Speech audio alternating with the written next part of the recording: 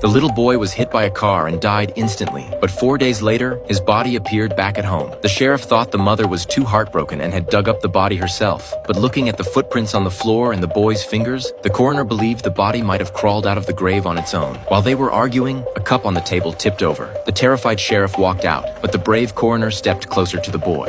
What's happening here, little boy? The next day, the boy's classmate came to the house to say goodbye. He knocked on the window, and in the next second, something terrifying happened. The story takes place in a remote town. A woman was washing vegetables in the kitchen when she heard a strange noise coming from the drain. She bent down to listen. It sounded like someone whispering inside.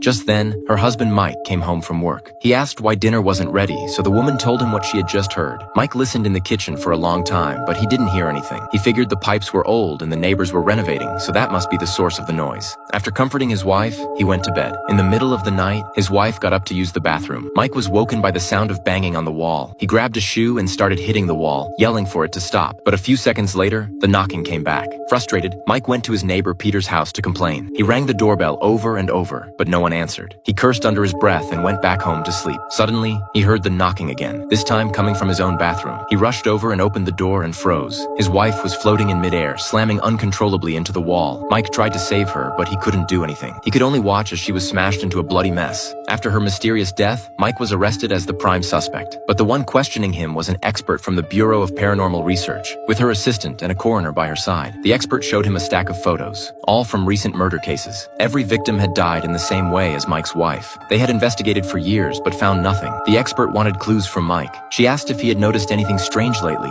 Mike paused for a moment, then suddenly remembered his neighbor Peter. Peter had been acting weird, never leaving the house, always working on something inside. The assistant's expression changed instantly at the name. A few days earlier, Peter had called the expert, saying something supernatural was happening at his home. He said that when he went to sleep, he always felt like someone was under his bed, but every time he checked, there was nothing there.